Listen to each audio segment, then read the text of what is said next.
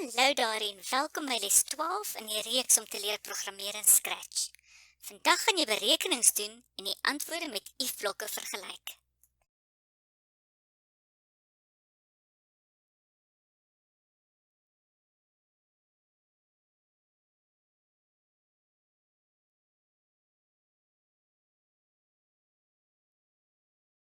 Water is een van die kosbaarste natuurlike hulpbronne op ons planeet. Water is noodsaaklik vir die oorlewing van mense, diere en plante. Om water slim te gebruik is noodsaaklik in 'n droë land soos Suid-Afrika. Om reënwater wat op ons huise se dakke val op te vang en in 'n tank te stoor vir latere gebruik is maklik. Al wat nodig is om die geute met die tank te verbind. Daar is verskillende groottes reënwatertanks te koop. Die keuse van die tank hang af van die oppervlakte van die dak waar jy reënwater sal versamel. Hierdie tankwater is 'n uitstekende bron van water vir besproeiing, aangesien reënwater nie al die chemikalieë bevat wat bygevoeg word by kraanwater nie. Hierdie water kan ook gebruik word vir wasgoed, toilette en om die swembad se water wat verdamp het aan te vul en om die motor te was. Nog 'n voordeel is dat 'n mens se munisipale waterrekening laer sal wees as jy reënwater gebruik waar jy kan. As ons reënwater opvang, verminder ons ook die hoeveelheid stormwater wat na reën die stormwaterstelsel kan oorlaai en erosie kan veroorsaak. Beantwoord nou die vraag in jou werkboek. In die vorige lesse het jy die waarde van 'n veranderlike op die verhoog vertoon. Jy kan ook die syblokke gebruik om die resultaat te gee. Jy het die syblok voorheen gebruik om spraakborrels by sprites te laat verskyn. Wanneer jy egter woorde met die antwoord van 'n berekening of waarde van 'n veranderlike wil kombineer, het jy die join blok nodig. Hierdie liggroen join blok verbind getalle of woorde aan mekaar om 'n uitdrukking of sin te vorm. Byvoorbeeld, hier word die telling van span A vertoon met 'n byskrif telling vir span A. Jy kan 'n join blok binne in 'n ander join blok gebruik om meer as twee goed te verbind. Byvoorbeeld, hier word die area of oppervlakte vertoon saam met die byskrif die oppervlakte is en die eenhede.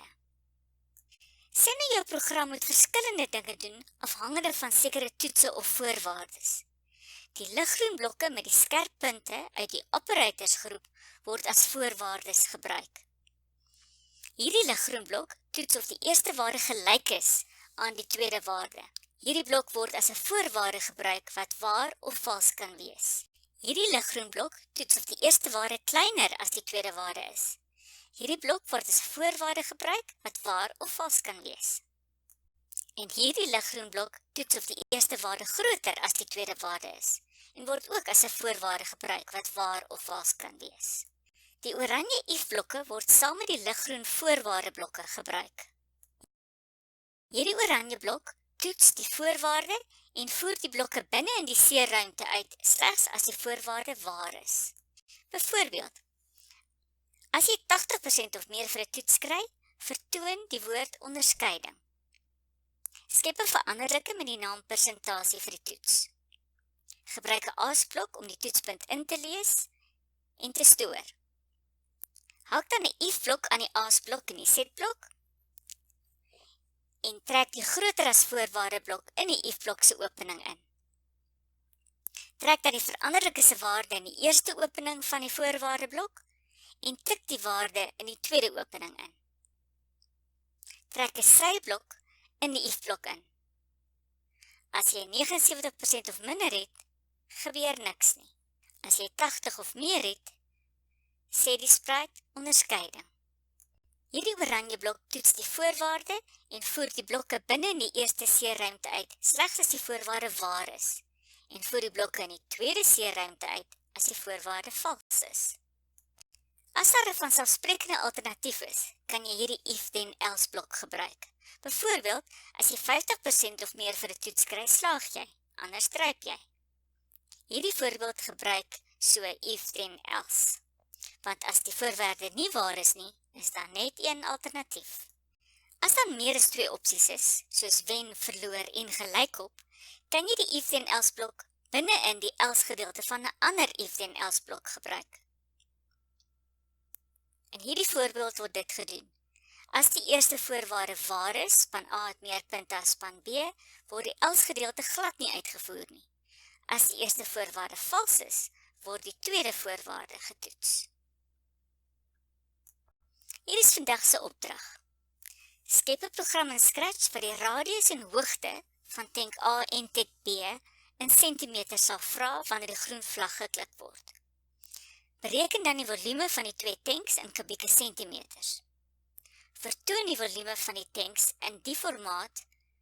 Tank A is byvoorbeeld 1000 kubieke sentimeter en tank B 2000 kubieke sentimeter.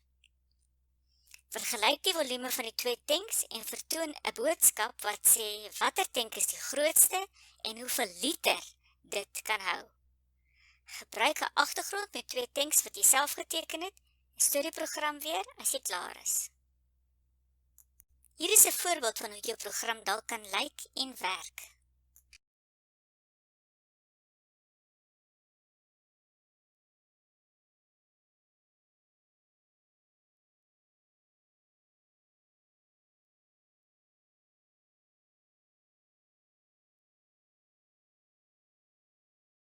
Volg weer die probleemoplos siklus, vind uit wat nodig is en dink doelbewus aan alternatiewe oplossings. Wees kreatief. Skryf enige vrae wat jy oor die opdrag het neer, soos byvoorbeeld hoe om kubieke sentimeter na liter om te skakel. Dink aan verskillende moontlikhede, soos hoeveel knoppies jy gaan gebruik, miskien een vir toevoer, een vir die berekenings en een vir afvoer, of dalk doen jy sommer als op when green flag klik. Wat gaan die name van jou veranderlikes wees, en hoe gaan jy die antwoorde vertoon? Teken weer 'n mooi benoemde skets van hoe jou verhoog en sprites uitgeleg gaan word. Voltooi die stappe wat jy moet kodeer in die werkboek. Noem presies watter waardes jy moet invoer, watter formules jy gaan gebruik, en hoe die gebruiker die antwoorde sal sien. Volg nou jou algoritme om die program te skryf en toets voortdurend om te kyk dat alles nog reg werk.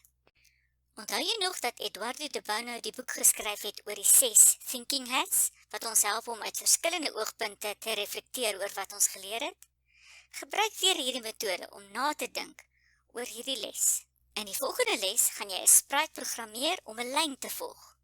Jy sal dieselfde beginsels gebruik as wat vir robotte gebruik word. Tot dan, totsiens!